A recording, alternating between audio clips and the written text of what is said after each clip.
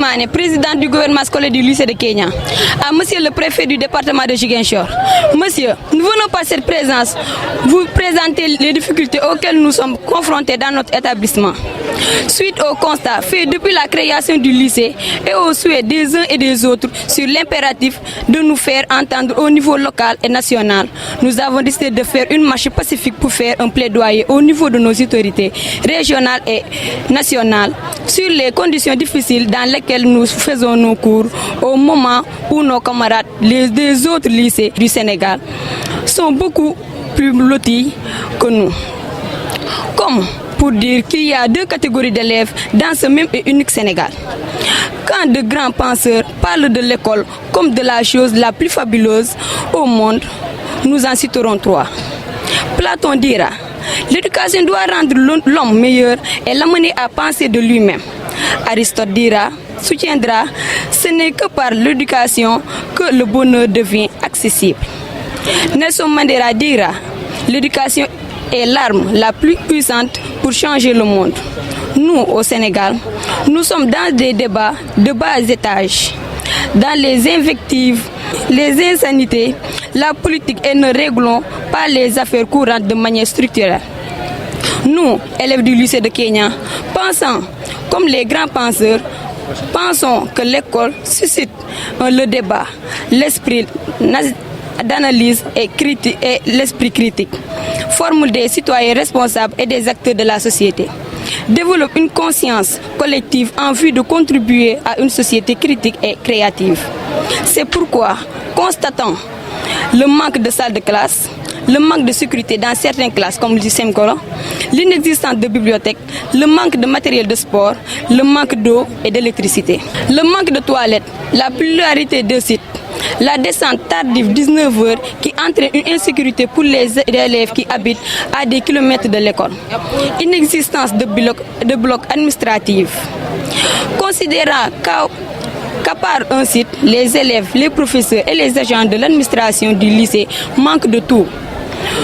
Nous interpellons ainsi surtout nos autorités administratives et politiques de la région, les bonnes volontés, mais aussi le ministre de l'Éducation sur l'impérieux nécessite de nous venir en aide sur nos difficultés, notamment la construction des salles de classe, de bibliothèques, de clôtures, de toilettes, de blocs administratifs, pour faire de nous des élèves de la région, des citoyens modèles et responsables, des enjeux pour une Casamance et un Sénégal fier de nos enfants.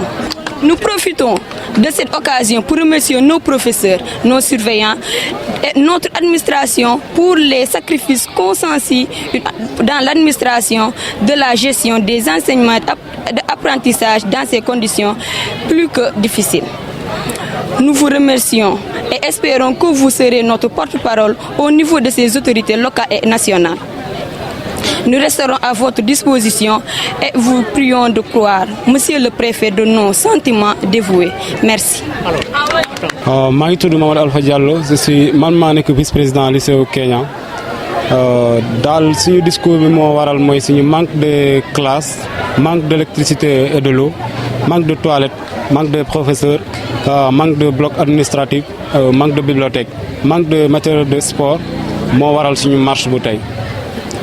En plus aussi dem nañu ci inspection d'académique IA ñom nénañu dinañ ci japp alors que ñun dalalul suñu xel waaw parce que ñom ñu ne mënuñu jappalé d'ici 1 an ou 2 ans ou bien 2 mois parce que mënuñu promettre dara dal c'est ñun dal li ñu soxla salle de classe professeur nu mu mënti gaawé xeb nañ ko parce que ñi souffrir si li nga xamantene plus de 1000 élèves ñaar salle que ñoo disponible lolu arrangé wuñu suñu jang mi dal dafa doy war trop waaw suñu déggé ni nga wax dafa melni sen problème dafa urgent le leen promettre pour sen second plan dal ñun dal lu ñuy promettre suñu autorité nañ ci jappalé parce que amuñu lenen lu ñuy def lu dul marche pacifique ni pour ñep pour Sénégal ñep mëna xam la moy suñu problème waaw mo waral dal suñu marche bi en plus aussi ñuy ñaan gaay